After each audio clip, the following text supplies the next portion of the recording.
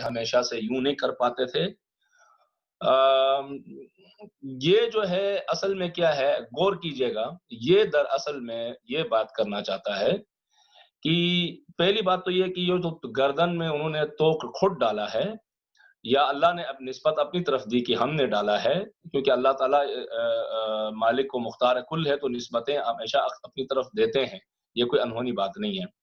یہ اصل میں جھوٹی اعداد و رسومات کی زنجیریں ایک توق کی شکل میں انہوں نے اپنے گردن کے ارد گرد مضبوطی سے ڈالی ہوئی تھی، اور اس کے اوپر وہ گردن کو یوں اٹھا کے رکھتے تھے، اور ان جھوٹی اعداد و رسومات و تقلید کے توق اور زنجیروں کی وجہ سے وہ سچائی کو دیکھ نہیں پاتے تھے جو ان کے سامنے ہوتی تھی۔ بالکل یہ ایک علامتی طور پہ بیان کر رہا ہے کہ جو چیز میرے سامنے ہے اسے میں یوں تو نہیں دیکھ سکتا، مجھے یوں دیکھنا پڑے گا۔ کہہ رہا ہے کہ وہ جو سامنے پڑی ہوئی چیز انہیں نظر نہیں آتی ہے، لیکن دور جو ان کی عادات اور رسومات اور باپ داداؤں کی جو روایات انہیں آئی ہیں، ان کے اوپر ان کی نگاہ ہے یوں گردن، کیونکہ انہوں نے اس رسومات کو اپنے لیے گردن کی ایک توق بنایا ہوا ہے جس کی وجہ سے وہ یوں کھڑے ہیں، اور سامنے پڑی ہوئی سچائی نظر نہیں آتی، لیکن باپ داداؤں کی وہ جو آداب و رسومات ہیں وہ جو ہے نظر آتی ہے۔ مثلا ایک اور جو روایات کے اندر آیا ہے وہ یہ ہے کہ کبھی یہ اونٹ کی طرح جو ہے نا، ان کی مثال ایسی ہے جیسے اونٹ ہے۔ ایک کیمل جو ہے آپ کو پتا ہے کہ وہ بڑا مشکل ہوتا ہے اسے یوں جھک کر پک کر لینا، اسے بیٹھنا پڑتا ہے زمین کے اوپر۔ کہنے کہ حق کے سامنے کبھی یہ جھک نہیں سکے، سرنڈر نہیں کر سکے۔ حق اور سچ کے سامنے انسان سرنڈر کر لیتا ہے، مان لیتا ہے۔ مطلب سرنڈر کا مطلب کیا ہے؟ مان لینا ہے، حق کو مان لو، سراپا تسلیم ہونا۔ اسلام کا مطلب ہی اسی سے نکلا ہے، جہاں سلامتی ہے وہاں تسلیم ہے۔ اور اعلیٰ ترین جو مرحلہ آیا ہے ایمان کا وہ تسلیم ہے، جیسے کہ سید الشہداء علیہ السلام نے کربلا میں فرمایا رضا بقضائک وتسلیما لامرک لا معبود سواک۔ یہ آخری جملے ہیں امام کے۔ تو تسلیما لامرک، امر خدا کے سامنے سراپا تسلیم ہونا، امر خدا کے سامنے اپنے نظریات لانا نہیں ہے کہا کہ نہیں یہ تو ہم پچھلے 100 سال سے یہ ہمارا قدیمی چلا رہا ہے، بھائی آج آپ کہہ رہے ہیں اس کو چھوڑ دو۔ یعنی خرافاتی آئیڈیالوجیز اور نظریات اور تھیوریز کی زنجیر اور توق کو انہوں نے اپنے گلے کے ارد گرد اس طرح جکڑا ہے کہ اب وہ سچ جو انبیاء لے کر آئے ہیں، اولیاء لے کر آتے ہیں ان کے سامنے، اور کہتے ہیں کہ جناب یہ اصل میں سچائی یہ ہے، یہ جو آپ کرتے آئے ہو یہ غلط ہے، تو وہ ان کے لیے ماننے کے لیے بڑا مشکل ہو جاتا ہے، وہ نہیں کر سکتے ہیں، حق کو مانتے نہیں ہیں۔ وَجَعَلْنَا مِن بَيْنِ أَيْدِيهِمْ سَدًّا وَمِنْ خَلْفِهِمْ سَدًّا فَأَغْشَيْنَاهُمْ فَهُمْ لَا يُبْصِرُونَ۔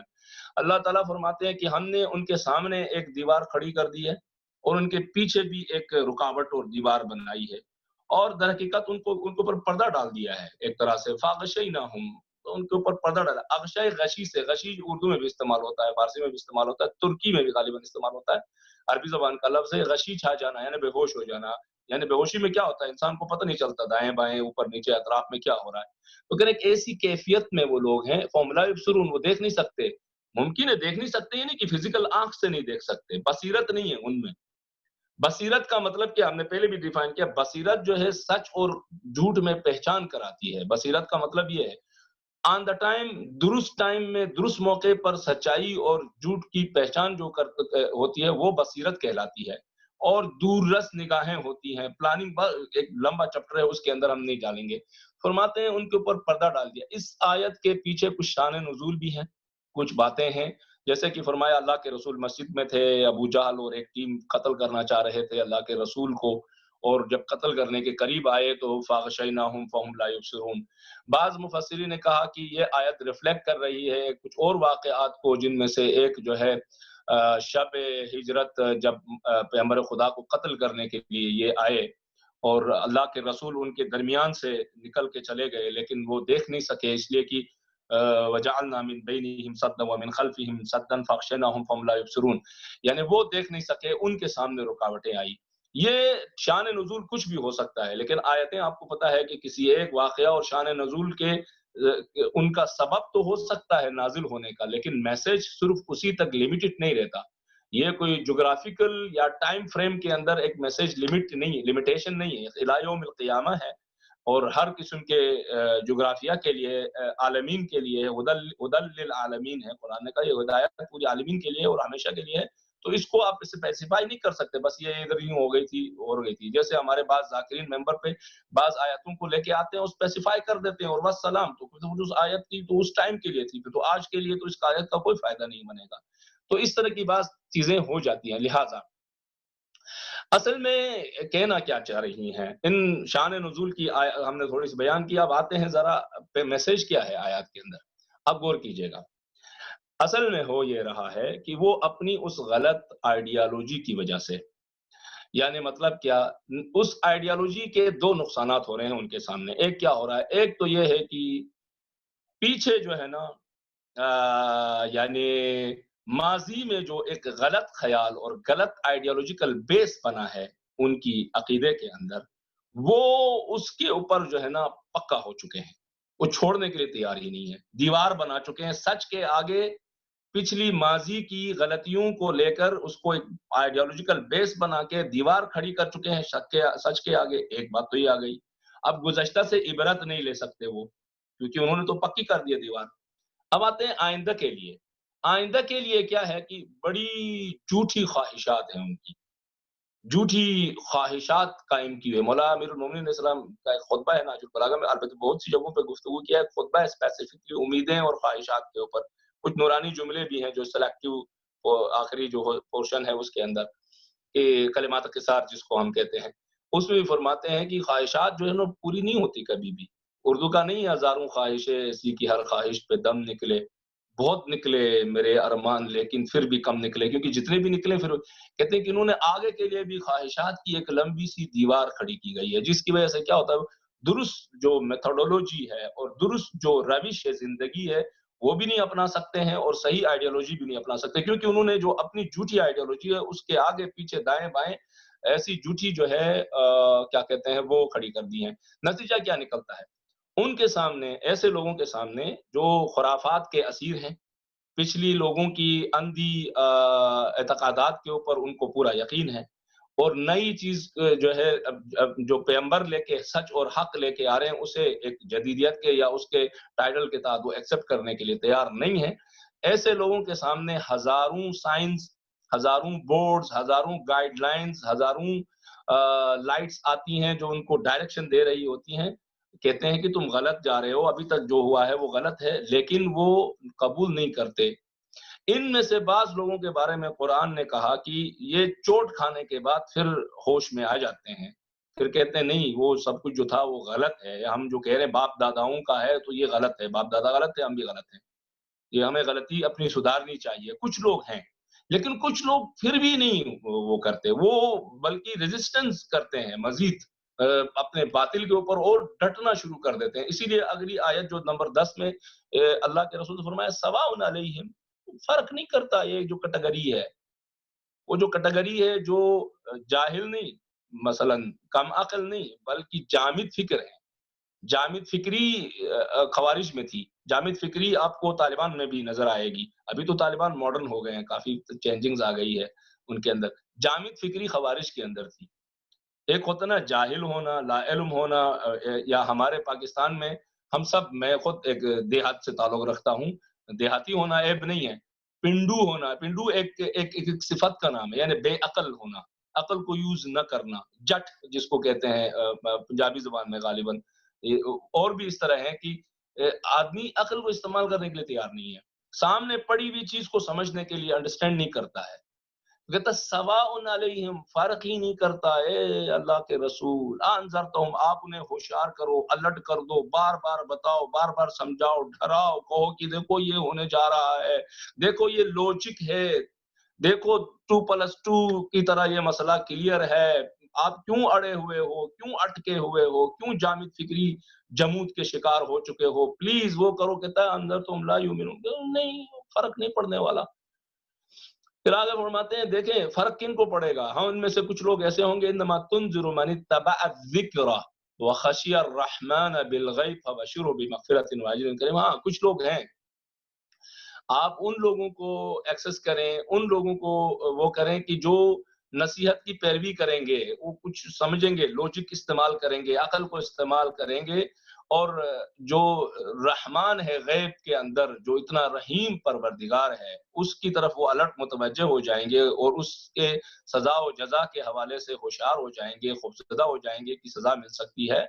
और ऐसे लोगों के लिए जो है एक मगफिरत भी हमने रखी है, वला उन्होंने कुछ टाइम गलतियां की हैं मुख्तलिफ किस्म की, और जो है ऐसे लोगों के लिए अजर अजीम भी हमने रखा है। जिक्र से मुराद यहाँ पर क्या है? इन्नमा तुनदिरु मन इत्तबअ अज़्ज़िक्र व खशियर रहमान। ये जिक्र से मुराद यहाँ पर कुरान मजीद है। जिक्र से मुराद नबूवत और इमामत है। और भी आयतें हैं जो इस बात की तरफ इशारा करती हैं कि जिक्र जो है वो जो है कुरान, यानी वो जो है मन इत्तबअ ज़िक्र, जो जिक्र की इत्तिबा करते हैं, यानी अब लफ्जी तर्जुमा करूं तो ये जिक्र की इत्तिबा मतलब किसकी इत्तिबा? कुरान मजीद की इत्तिबा करते हैं, नबी की इत्तिबा करते हैं, और जो है आले नबी की इत्तिबा करते हैं। दूसरे अल्फाज में दीन की इत्तिबा करते हैं। दीन मतलब वही है ना, खुदा, नबूवत, इमामत, क़यामत और दीगर चीजें जो हमारे पास हैं। तो कह रहे हैं कि इसकी दुआ करते हैं। कुरान मजीद ने एक और नुक्ते की तरफ इशारा किया है, इसी आयत के अंदर भी से भी ये नुक्ता बरामद होता है जो बहुत अहम है।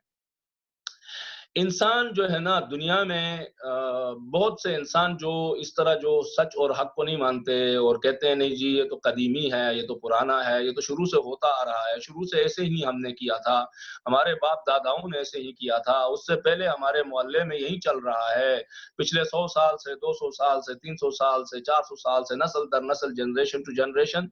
इन लोगों के बारे में कहते हैं, इन लोगों का सबसे बड़ा मसला ये है, गौर कीजिएगा, बहुत अहम है। ऊपर जो आयतें हैं उससे कहते हैं सवाउन अलैहिम, और ऊपर की आयतों से कहते हैं ये दलील और मंतिक के पीछे नहीं जाते, शहवत और वहम और ख्याल के पीछे जाते हैं। इनके पास स्ट्रॉन्ग चीज क्या होती है? कोई दलील होती है जिसकी, यानी ये तो दलील नहीं हुई कि पिछले लोगों ने किया था तो बस वो ठीक ही है, ये तो कोई दलील नहीं होती ना, कहीं पर भी ये तो प्रूफ नहीं होता। कोई एक्सपेरिमेंट किया है उन्होंने, कोई उनके सामने कोई ऐसा लॉजिकल दलील है कि जैसे कहें 2+2 4 की तरह की कोई बात है कि जिसकी वजह से वो अड़े हुए हैं, अपनी जगह से हटने के लिए तैयार नहीं है, अपने मौकिफ और अपने जो है उसके उसके अंदर इतने सख्ती दिखा रहे हैं कि मरने के लिए तैयार हैं, खवारिज की तरह गर्दनें काटने के लिए तैयार हैं। अच्छा क्या कहते हैं, अल्लाह भला करे, हक उनके सामने आता है कबूल करने के लिए तैयार नहीं है, इतनी सख्तगिरी है इनके अंदर। तो इसके पीछे मोटिव क्या कहते हैं? 2 चीजें, वहम और ख्याल और शहवत। अब ये शहवत जब भी हम लफ्ज़ शहवत इस्तेमाल करते हैं तो हम अखलाकी और जिनसी मामला नहीं, खाना शहवत, शोहरत की शहवत, फ़िक्र की गलत उसमें जाने की शहवत, कहीं शहवत तो एक वसी मफ़हूम रखता है। तो कह रहा है कि कोई दलील नहीं है। मसलन कुरान मजीद की एक और आयत है कि जिसमें फरमाया इन्नल्लाह ला युहिब्बु कुल्लु मुख्तालिन फखूर। मुख्ताल, मुख्ताल खतल से है, खतल यानी जो ख्यालात और वहम का असीर होता है, यानी सच्चाई नहीं होती। तो होता है ना कि आप एनालिसिस करते हैं, प्रूफ होता है आपके सामने, एक सॉलिड चीज आप लेके आते हैं दलील के तौर पे। कुछ लोग ये दलीलों के पीछे नहीं, वो बल्कि ख़यालात के, वहम और ख़यालात और गुमान के, जैसे आप देखते हैं यहाँ यूरोप में बहुत सारे इज़म्स हैं, आइडियोलॉजीज़ हैं, उसके पीछे कोई बेस नहीं होती, कोई मज़बूत दलील नहीं है वो। जस्ट उनकी कुछ नज़रियात हैं और एक दूसरे से कॉन्ट्रडिक्शन भी रखते हैं, वो उस नज़रियात के पीछे जाते हैं। मसलन अगर फ्रॉइड साहब कहता है कि मॉरल जो यहाँ पर कल्चर है यूरोप का, इसको चेंज करने के लिए ज़रूरी है कि हम क्योंकि फ्रस्ट्रेशन और जो रिलीजियस के ख़यालात हैं, खुदा का कॉन्सेप्ट है, मआद का कॉन्सेप्ट है, ये क्योंकि असल में तो कोई रियलिटी रखता नहीं है, और इसके एक रीज़न ये है कि लोग अगर जो है फ्रस्ट्रेशन के शिकार हो जाएँ, सेक्सुअल सैटिस्फैक्शन ना हो उनके सामने, तो उसकी वजह से जो है वो अब उसको अपनी नेचुरल ज़रूरत को पूरा नहीं कर सकते लीगल रास्ते से, क्योंकि चर्च ने पाबंदी लगाई है। तो अब उसको रिलैक्स करने के लिए उन्होंने एक ख़यालात, अकाइद बनाए हैं, खुदा, मआद, क़यामत, इस तरह की एक थ्योरी पेश की, क्योंकि वो साइकियाट्रिस्ट था। اور اس نے اس تھیوری کے بنیاد پر کہا تو پھر ہم کیا کریں؟ کہا کہ دیکھو یہ چرچ بند ہو سکتا ہے، یہ خدا کا تصور ختم ہو سکتا ہے، یؤمنون بالغیب مر سکتا ہے، فرشتوں کا کانسیپٹ، یہ جو میٹا فزکس جتنے بھی مسائل ہیں یا مابعد و طبیعیات ہیں، یہ سب فنش ہو سکتے ہیں کہ کیا کریں؟ پھر ہم کہتے ہیں آپ جو مورل جو ایتھکس ہیں یا سیکچول جو چیزیں ہیں ان کو فری کر دیں، ان کو کہا کہ آزاد کر دیں. شادی کیا ہوتی ہے؟ شادی کا بندھن مقدس. یہ کیا ہوتا ہے کہ نامحرم محرم کا کنسپٹ، حیا، عفت، پاکیزگی، یہ آپ سے ختم کر دیں اس کو. کہا کہ جہاں بھی یہ چیزیں نہیں ہوں گی نا، آدمی ہوگا ریلیکس تو پھر اس طرح کی چیزوں کے پیچھے نہیں جائے گا، کوئی خدا کی تلاش میں نہیں جائے گا، غیب کی تلاش میں نہیں جائے گا. آپ کر دیں ان کو. یہ ایک بحث، یہ کیا تھے؟ یہ وہم و گمان تھا. یہ وہی شہوت ہے جس کے اوپر ہم نے تھوڑی دیر پہلے بات کیا. فرمایا ان اللہ لا يحب كل مختال فخور. خدا جو خیالات اور شہوتوں اور کیا کہتے ہیں وداؤٹ کسی سالڈ بات کے جو ہے نا، جو وہم و گمان کا اسیر ہوتا ہے، یہ جو ہے خدا کہتا ہے کہ اس کو لا يحب، پسند نہیں کرتا. تو خیالات کا اسیر ہے یہ. جیسے آدمی سوچتا ہے نا، خیالات میں خود کو بادشاہ بنا دیتا ہے یا خود کو ملینر یا بلینر بنا دیتا ہے. سم ٹائم سوچتا ہے، ایک ایج ہوتی ہے، اس ایج میں اس طرح کے خیالات آتے ہیں. یا مثلا جیسے میں مثالیں دے رہا ہوں تھوڑی سخت قسم کی. آپ لوگوں کو پتا ہے کہ میرا مزاج جو ہے ڈائریکٹلی میں بہت کم ہی کریٹیسائز کرتا ہوں بعض چیزوں کو، لیکن اس وقت ہم جس طرح کی سچویشن میں ہیں یہاں، جو ایک ورچوئل وہ ہے چل رہا ہے درس، تو میں بھی جرات کر رہا ہوں تھوڑا سا. دیکھیں جیسے کہتے ہیں جی کہ آج کل یہ جو ہے نا یہ فیشن میں نہیں ہے، تو یہ آؤٹ آف فیشن ہے، تو لہٰذا یا آج یہ اسٹائل نہیں چل رہا آج کل. کیونکہ دیکھیں بات یہ ہے کہ سب ایسا ہی کر رہے ہیں. اب کس کس کو سمجھائیں؟ سب ہی یہی چل رہا ہے. اب یہ شروع ہو چکا ہے، ٹھیک ہے، کمپرومائز کرنا پڑے گا ہمیں بھی. آج کل ویسے یہ فیشن میں بھی نہیں ہے، زمانہ بھی ایسے آیا ہے. پرانے زمانے میں گلفز استعمال ہوتا تھا، ہماری ایج تک ابھی بھی ہوتا ہوگا. زمانہ ہی بدل گیا جی. وہ زمانہ کیا ہے؟ کوئی اوپر سے آئی ہوئی چیز ہے زمانہ؟ یعنی میں اور آپ سے زمانہ بنتا ہے. کہتے ہیں سوسائٹی کی جو اکائی ہے وہ افراد ہے، افراد سے سوسائٹی بنتی ہے. سوشالوجی کے اندر آپ پڑھ لیتے ہیں. تو اس طرح کی جو مختلف چیزیں ہوتی ہیں نا، کہتے ہیں نا آغا صاحب دیکھیں اب یہ ٹرین ہے، ٹرین چل پڑا ہے صاحب. یہاں پر جو ہے نا ہمارے پاس ٹرین ہے کہ ہم ہمیشہ جاہل لوگوں کو ممبر پہ بٹھاتے ہیں. معذرت کے ساتھ، میں خود جو ہے خود کو عالم نہیں سمجھ رہا، میں اسٹل طالب علم ہوں. ہم ایسے لوگوں کو یہاں پسند کرتے ہیں جو نعرے لگوائے ہیں زیادہ سے زیادہ، کہ اس کے بغیر بانیان مجلس سمجھتے ہیں کہ لوگ بھی نہیں آتے، اٹریکٹ بھی نہیں ہوتے، چلتا نہیں ہے. اور اس طرح کی بہت سی چیزیں ہیں. ٹرین ہے یہ یہاں کا، یہ روایت چلی آ رہی ہے جی. یہ اسی طرح چل رہا ہے، آج کل چل رہا ہے. یہ دلیل ہے؟ یہ کوئی منطق ہے؟ یہ کوئی سالڈ بات ہے؟ اللہ تعالیٰ دیکھیں کس طرح مخاطب فرماتے ہیں. کہہ رہے ہیں اللہ تعالیٰ فرماتے ہیں قرآن مجید کے اندر، کہتا ہے وَالَّذِي يُصَوِّرُكُمْ فِي الْأَرْحَامِ كَيْفَ يَشَاءُ وَالْجُلْفَ. کہتے ہیں کہ اللہ کے وجود کی دلیل چاہتے ہو تو دیکھو، یہ اتنی بڑی مضبوط دلیل ہے. رحم مادر میں پانی سے تمہاری نقش و نگار کرتا ہے. کائنات کو کی طرف تم دیکھو کہ اس کی حکمت تمہیں دکھائی دے گی. مضبوط دلیلوں کے ساتھ بیان کرتا ہے. نہیں کہتا کہ دو خدا ہو نہیں سکتے، اگر دو خدا ہوتے تو یہ ہوتا لفسدتا فلان فلان فلان. آپ دیکھیں ہر چیز کو جو بیان کر رہا ہے قرآن مجید اور اللہ سبحانہ وتعالی اور ہمارے مذہب میں سب سے اہم ترین جو امتیاز ہے، میں خاص کر فقہ جعفریہ کی بات کروں گا، کہ فقہ جعفریہ کے قوانین کو، اس کے عقائد کو، اس کے اخلاقیات کو اگر آپ پیش کریں گے تو کوئی شخص یہ نہیں کہے گا کہ یہ لوجیکل نہیں ہے. نہیں کہہ سکتا. ہاں پریزنٹ کرنے والے کے اوپر ہے. اگر مجھ جیسا نااہل بندہ ممبر پہ آ کے پریزنٹ کرے گا غلط طریقے سے، ایک لوجیکل بات کو بھی جو ہے لوجیکل بنا کے پیش کرے گا، تو وہ میری غلطی ہے، میرے دین کے اس عقیدے کے مسئلہ نہیں ہے. لہٰذا وہم اور خیالات کے ذریعے جو ہے کے بیس پر آدمی کو نہیں چلنا چاہیے. بہت ہی ضروری ہے کہ وہم و گمان و خیال کی بنیاد پر زندگی کو اور اس کے عقائد کو اور زندگی کے ڈگر کو وہ نہ دیا جائے، بلکہ علم، یقین اور کیا کہتے ہیں مضبوط دلیل اور ایویڈنس اور پروف اور لوجیکل دلائل کے ساتھ جو ہے انسان کو اپنی زندگی اور اپنے دین کے مسائل کو کھڑا کر دینا چاہیے. اسی لیے آپ اکثر دیکھتے ہیں کہ بہت سارے جو مسائل آتے ہیں نا، کہتے ہیں ایک اور جو اس دن بھی بحث ہو رہی تھی، اس کو تھوڑا سا ٹچ کرنا چاہتا ہوں اور زیادہ ٹائم آپ کا نہیں لوں گا. وہ یہ ہے کہ کہتے ہیں صاحب سب یہی کر رہے ہیں. صاحب اکثر کا فیصلہ یہ ہے جی، ماننا پڑے گا. اکثر کا فیصلہ اچھی بات ہے کہ چلو بہت سے لوگ اتفاق کر گئے ہیں کسی ایک چیز کے اوپر، یہ تو پازیٹو پہلو ہے. اکثر مطلب یہ ہونا کہ بھائی اکثر لوگوں کا ایک اتفاق ہوا ہے ایک اچھے کام کے اوپر، اکثر مومنین نے اتفاق کر لیا ہے۔ ہاں، یہ پہلو بہت اچھا ہے، نورانی ہے، بہت اچھی بات ہے کہ اتفاق کر لیا آپ نے۔ اب آتے ہیں کس چیز پر اتفاق ہوا ہے، ذرا اس کو بھی دیکھتے ہیں، کیونکہ ہر چیز کے اوپر اتفاق ہونا حسن نہیں ہے، اچھائی نہیں ہے، اتفاق ہونا اچھائی ہے، لیکن ہر چیز کے اوپر اتفاق ہونا اچھائی نہیں ہے۔ سارے مومنین اکٹھے ہو کر کہیں جی اتفاق کرتے ہیں کہ آج کے بعد جو ہے فرض کریں نماز جماعت نہیں ہوگی یہاں پر، تو یہ کوئی اچھا اتفاق کہلائے گا؟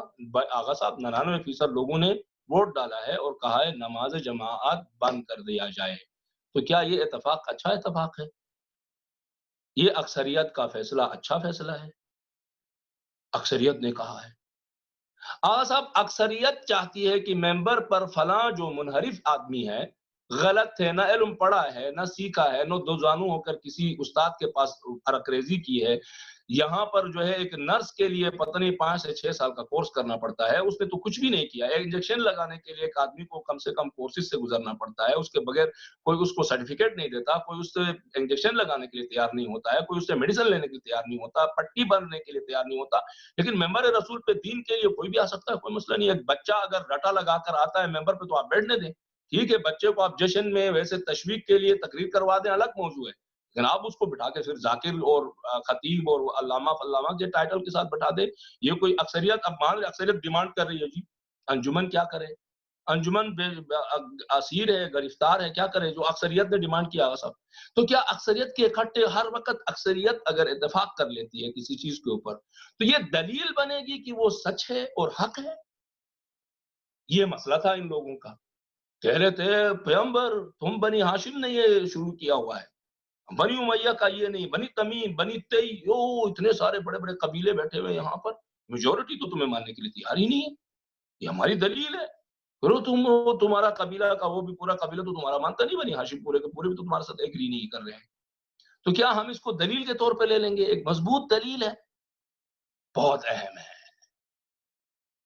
لہٰذا یہ ایک اور ذہن میں رکھیں، یہ جو کہتے ہیں آغا صاحب ولایت فقیہ کے بحث کے اندر آتا ہے، البتہ یہ موضوع ہمارا نہیں ہے کیونکہ اکثریت کا ہے تو میں ٹچ کرتا ہوں، کہتے ہیں جی اکثریت اگر قبول نہ کریں تو مولا کائنات کو بھی 25 سال جو ہے تنہائی میں گزارنا پڑتے ہیں، اور کوئی مولا کے ساتھ دینے کے لیے آتا نہیں ہے کہ آپ کنویں میں جا کے فریاد کرتے ہیں، سر دے کے چیختے ہیں، اور جناب سیدہ کے ساتھ وہ مشہور مکالمہ ہوتا ہے، 1000 بار آپ نے سنا ہے کہ فرمایا لوگ آپ کو سلام نہیں کرتے ہیں، فرمایا بنت رسول میں سلام کرتا ہوں لوگ مجھے جواب نہیں دیتے ہیں، تو اکثریت نے تو مولا کا ساتھ نہیں دیا، اس کے بعد بھی کسی نے ساتھ نہیں دیا وغیرہ وغیرہ، تو آج آپ بس اکثریت کی اہمیت تو بنتی ہے نا، امپورٹنس تو ہے، آپ ایسے ہی سب کچھ وہ نیگلیکٹ نہ کریں، آپ ڈیموکریسی کے اینٹی تو نہیں ہے، اسلامی جمہوریہ بھی تو ہے، جمہوریہ اسلامیہ بھی ہے، تو یہ سارا آپ کہاں رکھیں گے؟ ظاہر ہے اس موضوع کے اوپر زیادہ جائیں گے تو تفسیر سے ہٹ کے کہیں اور نکلیں گے، میں صرف ایک بات کا اشارہ کرنا چاہتا ہوں، ایک چھوٹا سا پوائنٹ، اگر یہ کوئی صحیح طرح پک کر لے تو میرے خیال میں ساری یہ کی ہے اصل میں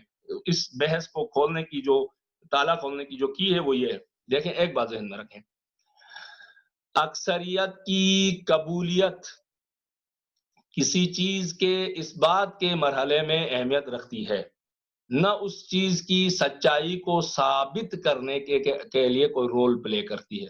مطلب کیا ہے سب؟ مطلب یہ جاتے ہیں وہیں پیچھے، اگر قریش کی اکثریت اللہ کے رسول کو بینوان رسول قبول کرتی ہے تو رسالت کے امور اور کاموں میں ذرا ہیلپ ملے گی، اکثر لوگوں نے قبول کیا ہے، اب رسالت کا کام تیزی سے آگے بڑھے گا، لیکن اکثریت کے قبول کرنے سے محمد عبداللہ رسول نہیں بننے والے، یا اکثریت کے ڈینائی کرنے سے، ریجیکٹ کرنے سے محمد ابن عبداللہ کی رسالت چھننے والی نہیں ہے، یہ ذہن میں رکھیں۔ مطلب کیا ہے؟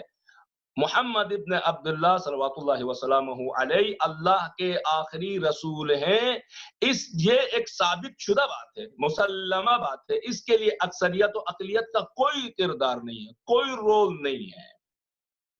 ہاں اکثریت اگر اس بات کو ایکسپٹ کرے گی تو کار رسالت پھیلتا جائے گا، کار رسالت میں آسانی، اس بات ثبوت کا مطلب یہ ہوگا، مولا کائنات کو اگر اکثریت بینوان مولا نہ مان لے تو اس سے مولا کی امامت و ولایت میں کوئی فرق، اکثریت کے ماننے سے وہ حاصل نہیں ہوتی۔ اچھا یہ بات ذہن میں ہے، یہ آپ کے فقی، یہ آپ کے عقائدی پرنسپل ہیں، شیعہ پرنسپل ہیں، اب آتے ہیں ذرا ادھر، اگر ایک مولانا صاحب کو یا ایک فرض کریں کہ ممبر پہ آنے والے ایک بندے کو جس میں اصل میں اہلیت ہے ہی نہیں، اصل میں وہ صلاحیت ہے ہی نہیں، اصل میں علمیت ہے ہی نہیں، اصل میں پرہیزگاری ہے ہی نہیں، اکثریت کے اکٹھے ہونے سے وہ عالم فاضل متقی پرہیزگار خطیب علامہ فلامہ نہیں بنتا۔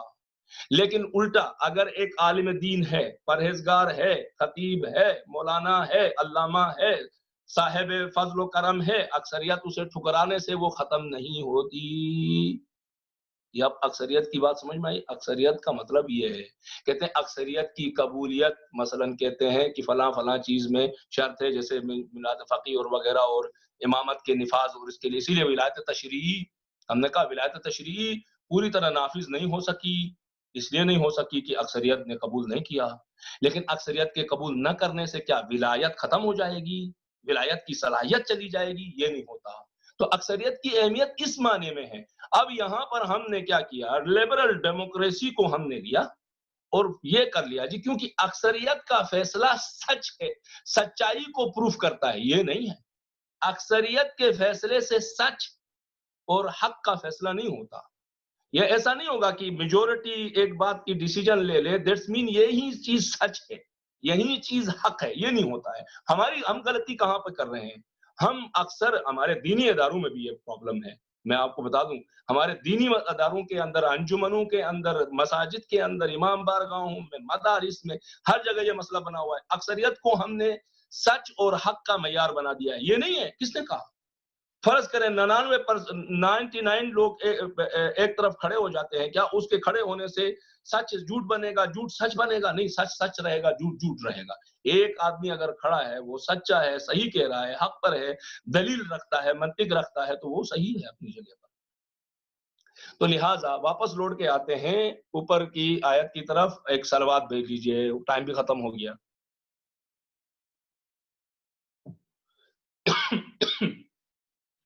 بس اوپر آتے ہیں تو فرمایا کہ دیکھیں، سواء علیہم انذرتہم ام لم تنذرہم لا یؤمنون۔ اے پیغمبر، کچھ کیٹیگریز ایسی ہیں سوسائٹی میں آپ کی، فرق نہیں پڑنے والا، کچھ بھی نہیں فرق پڑنے والا۔ وہ ایسے ہیں، ان کو ہزاروں سائنز اور بورڈز اور گائیڈ دینے والی چیزیں ان کے سامنے آتی ہیں، وہ ادھر سے سنتے ہیں، ادھر سے نکالتے ہیں، کرتے وہی ہیں جو اپنی ہوتی ہے، کرتے وہ وہی ان کی اپنی، کیونکہ ویسے بھی وہ اس فارمولے کے قائل ہیں، سنو سب کی کرو اپنی۔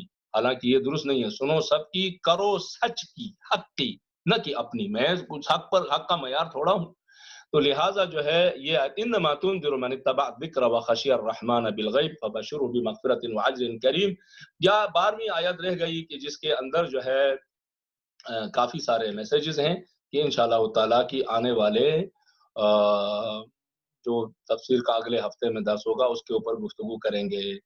وصلی اللہ علی سیدنا محمد خاتم النبیین و سید المرسلین وعلی اطراطہ الطیبین الطاہرین۔ پروردگار عالم سے 10 بدعا ہے، پروردگار تجھے تیری عزت و جلالت کا واسطہ، تجھے تیرے انبیاء و اولیاء کا واسطہ، پروردگارہ تجھے خاتم النبیین و رحمت للعالمین سید المرسلین کا واسطہ، ان کی پاک و طاہر آل و اطرت کا واسطہ، پروردگارہ تجھے خاتم الاوصیاء والوصیین صاحب العصر والزمان والزمین الامام الحجت ابن الحسن العسکری صلوات اللہ وسلامہ علیہ کا واسطہ، پروردگارہ کہ ان کے ایام یوم ولادت قریب یا آج کی رات یا کل کی رات حسب اختلاف چاند کی تاریخیں، پروردگارہ اس اتنے عظیم جو شب قدر کے برابر ثواب اور اجر رکھنے والی رات ہے، پروردگارہ اس رات کے بدلے میں عالم انسانیت سے پروردگارہ یہ جو وبا آئی ہے، اس وبا کو اٹھا دے، اس وبا کا خاتمہ فرما۔ امت مسلمہ خاص کر اور مومنین بالاخص پروردگارہ جہاں کہیں پر بھی ہیں، اس وبا سے اپنے حفظ و امان میں جگہ عنایت فرما۔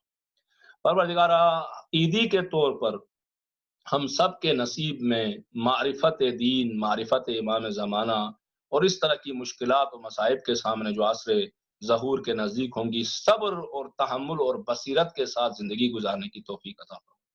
پروردگارہ ہم بندگان محتاج ہیں، بندگان فقیر و اسیر ہیں تیری درگاہ کے، پروردگارہ ایک سانس کے بھی محتاج ہیں، پوری سراپا زندگی کے محتاج ہیں، زندگی کے بعد کے مراحل کے محتاج ہیں۔ ہم پر اپنی رحمت خاصہ کا نزول فرما۔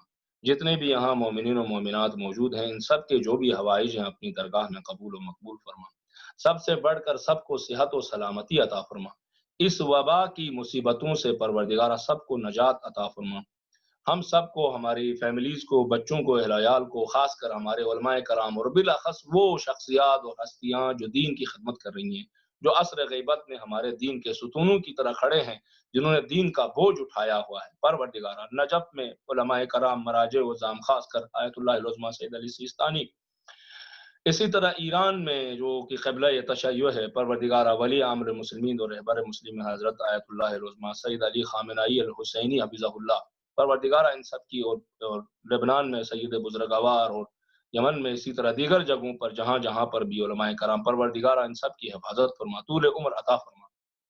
پروردگارہ ان سب کے سائے کو امت کے سروں کے اوپر امام کے ظہور تک قائم و دائم فرما بن نبی و آل۔ میں آپ سے گزارش کروں گا کیونکہ اہم ایام ہیں، سب سے پہلے شہیدوں کے لیے اور خاص کر شہدائے مدافع حرم کے لیے، اور اس میں شہدائے مدافع حرم کے سردار حاج قاسم سلیمانی اور انجینئر ابو مہدی المہندس جیسی شخصیات کے لیے، اپنے اپنے مرحومین کے لیے، علماء، واعظین، خطباء، ذاکرین اور تمام جو ہے مراجع وزام جو اس دنیا سے چلے گئے ہیں، خاص کر جو ہے فخر تشیع حضرت امام خمینی رضوان اللہ تعالی علیہ، رحم اللہ من یقرأ الفاتحہ۔ بسم اللہ الرحمن الرحیم، الحمد للہ رب العالمین، الرحمن الرحیم، مالک یوم الدین، ایاک نعبد و ایاک نستعین، اهدنا الصراط المستقیم، صراط الذین انعمت علیہم غیر المغضوب علیہم ولا الضالین۔ صلوات بر محمد و آل محمد۔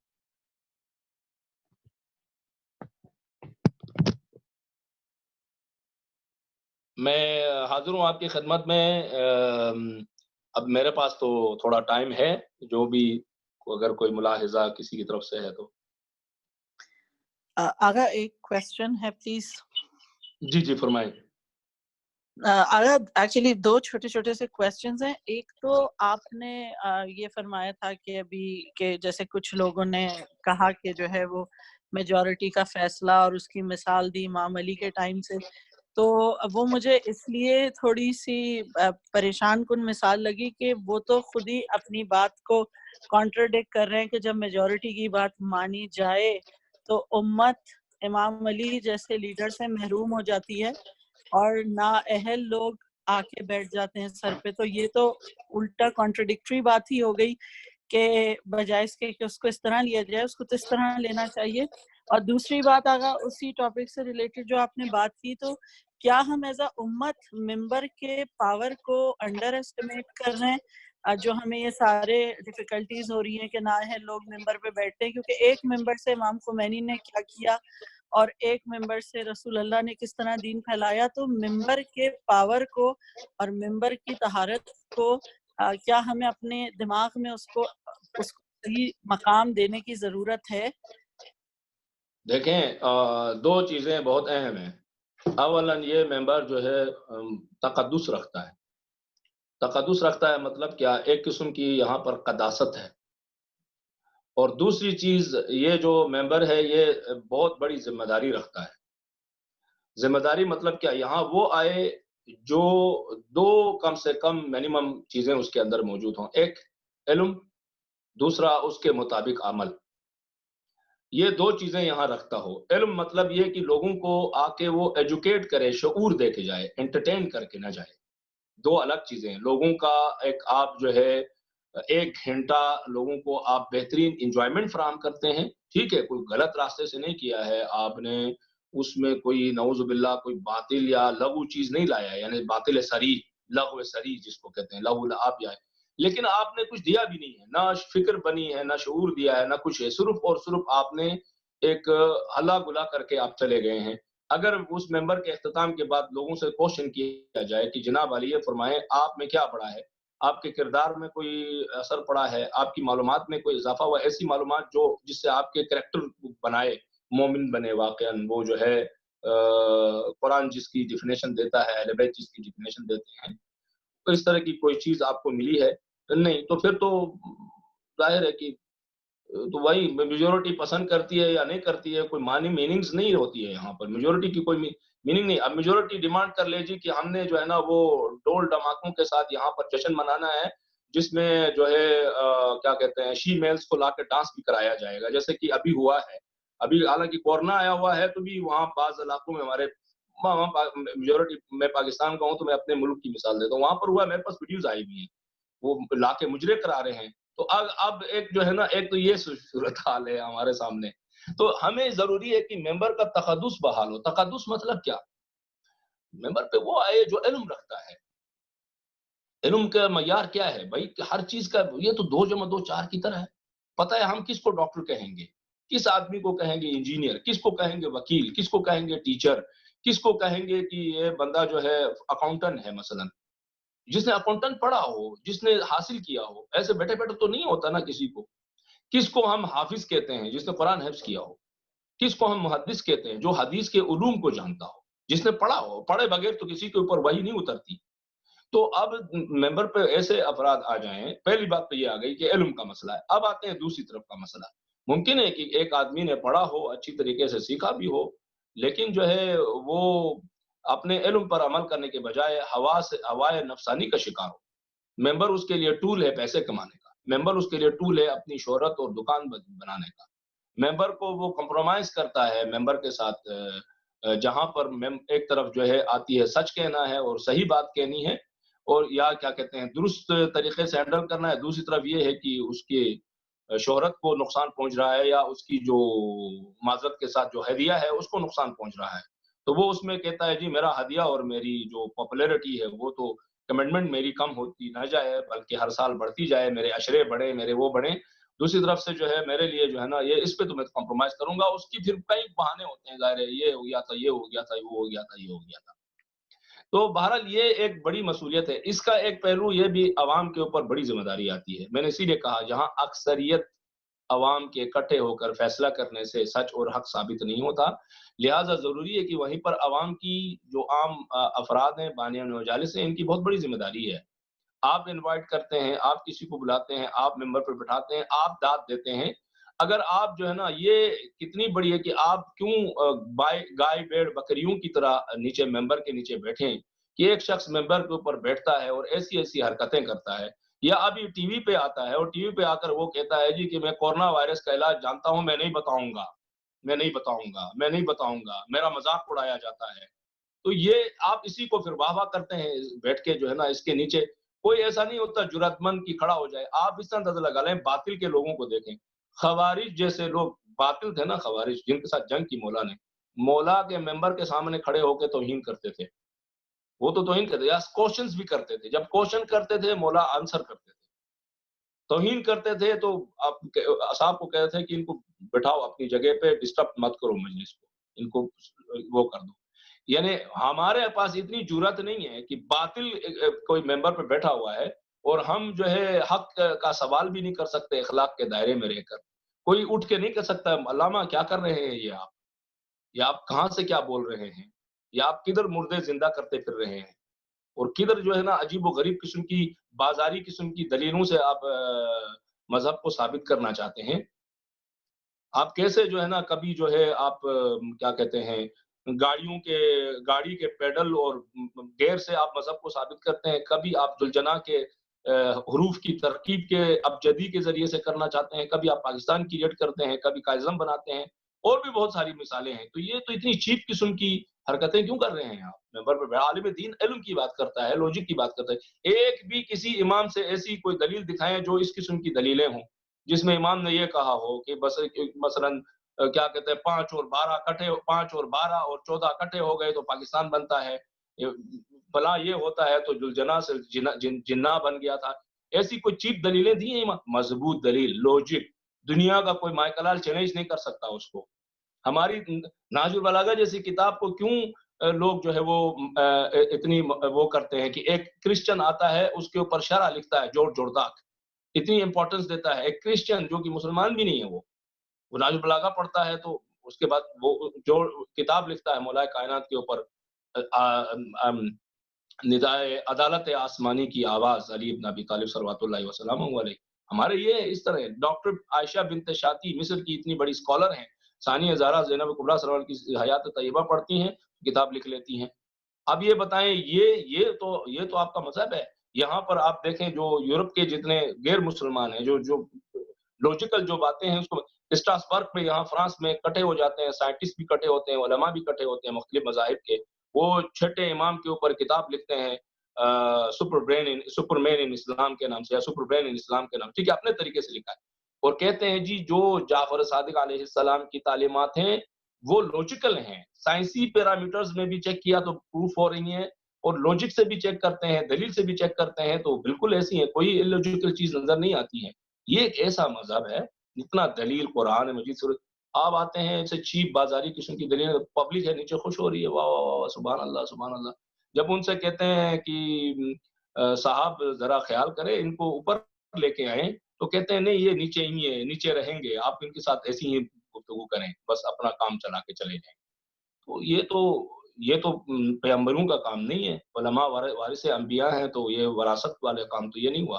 وراثت ظاہر ہے کوئی میراث میں تو نہیں ہے, علم میں ہے اور ذمہ داریوں میں ہے. وراثت مطلب انبیاء کے اسی سے ایک دو گونٹ ملتے ہیں, اور ذمہ داریوں کے اندر ہے جو علماء نے ادا کرنا ہے. ذمہ داری ادا نہیں کرتے صرف پیسہ اور ہدیہ لینے کے لیے تو وراثت نہیں ہے. ممبر پہ چڑھ کے اچھل کود کرنے کے لیے تو وراثت نہیں ہوتی ہے. وراثت مطلب رسپانسبلٹی. انبیاء آروں سے چیرے گئے تھے, آپ کو بھی اس حد تک جانا پڑے گا, آروں سے چیرے تو چیرے. انبیاء اور اس کی اولادوں کے ساتھ جو کچھ ہوا وہ آپ کے سامنے ہے. خاندان قسمت و طہارت میں سے 11 کے 11 شہید ہو گئے, ان کے اولاد اور بچوں کو بھی شہید کیا گیا. کسی کو بیچارے تتر بتر ہو گئے, سارے سادات انڈیا بھاگ گئے, کوئی ادھر ایران میں آ کے پناہ لینے لگ گئے, کوئی وسط ایشیائی ریاستوں میں, کوئی افریقہ بھاگ گیا. سادات کو چن چن کے تلاش کر دی. یہ تو اس طرح کی قربانیاں دی ہیں انہوں نے ماضی میں, تبھی جو ہے یہ وراثت الانبیاء ہے. علماء بھی اسی طرح ہے. شہید اول اور شہید ثانی کو آپ اٹھا کے دیکھیں, کتاب لکھتا ہے جس کو آج ہر عالم پڑھتا ہے حوزے کے اندر, وہ سیاہی ختم ہوتی ہے جیل کے اندر. کتاب جو لمحہ ہے فقہ کی, اجتہاد کی جو کتاب ہے, اجتہاد کا, اس کو پڑھنے کے بعد اجتہاد کی طرف انٹر ہوتا ہے آدمی, وہ اپنے خون نکالتا ہے, خون نکال کر اس خون سے باقی کتاب کو لکھتا ہے. یہ شہید اول و ثانی کو انہوں نے گھوڑے کے اس کے ساتھ باندھ کر رسیوں سے کھینچ کر جسم کے ٹکڑے ٹکڑے کر کے مار دیے. علماء کرام تو یہ شہید باقر صدر کو آپ دیکھیں, باقی شخصیات کو دیکھیں, بنت الہدا کو دیکھیں تاریخ میں, ابھی پھر آپ اس طرف آ جائیں امام خمینی کو دیکھیں, اور آپ دیگر شخصیات کو دیکھیں. برصغیر کے اندر بھی اسی طرح ہے, جو ہے شہید عارف حسینی ہے, دیگر شخصیات دنیا میں. ابھی شیخ زکزکی کو دیکھیں آپ کے سامنے, یہ بھی تو عالم دین نہیں ہے. وہ جو ممبر پہ آ کے نیپال میں مردے زندہ کرتا ہے, وہ بھی ممبر پہ بیٹھا ہوا ہے نا. شیخ زکزکی بھی تو بیٹھا ہوا ہے. اب دیکھیں اس کے گھر میں کتنے شہید ہیں, خاندان کے کتنے, خود اس کی اپنی حالت کیا ہے دیکھ لیں. اب علماء ورثۃ الانبیاء, یہ ممبر کے وارث یہ ہے. یہ سے ایک باکردار لوگ, اب علم بھی ہے کردار بھی ہے. صرف علم نہیں ہے کہ لوگوں کو بیوقوف بنا لے, کلا بازیاں کھیلے, اور لوگ ہیں کہ واہ واہ کر کے خوش ہو جائیں, اور کہیں بالکل صحیح ہے یہ بات. بہرحال ٹائم ہو گیا ہے اذان کا, میرے خیال میں کافی لمبی گفتگو ہوئی. آپ سب کو مولا آباد رکھے, خوش رکھے, اور اس وبا سے سب کو اپنے حفظ و امان میں رکھے, اور اس وبا کے سامنے صبر و جمیل عطا فرمائے انشاءاللہ تعالی.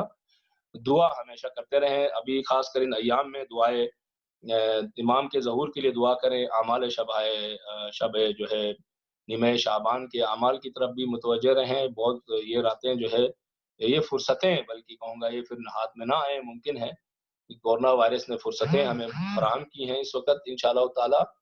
اور پروردگار عالم سے دست بدعا ہے کہ یہ جو اس وقت کورونا کی وجہ سے دنیا میں بہت سی چیزیں تبدیل ہونے جا رہی ہیں یا تبدیلیاں نظر آ رہی ہیں, پروردگارہ اس تبدیلی کے اندر زمین و زمان کے وارث کے منتظرین کو یہ توفیق عطا فرما کہ وہ اس تبدیلی کی ڈوریوں کو اپنے ہاتھ میں لے کر تیری مرضی و منشا کے مطابق کائنات کو تبدیل کر سکیں.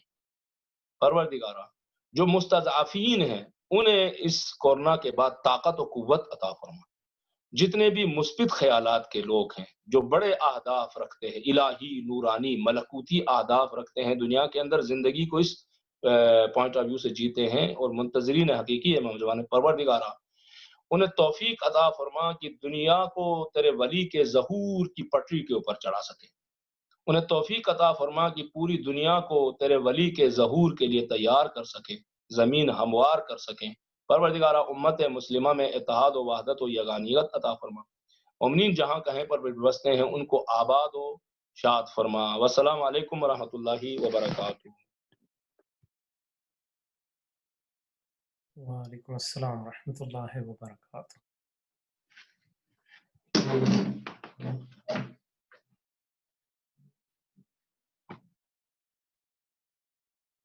مغیث بھائی فی امان اللہ. فی امان اللہ.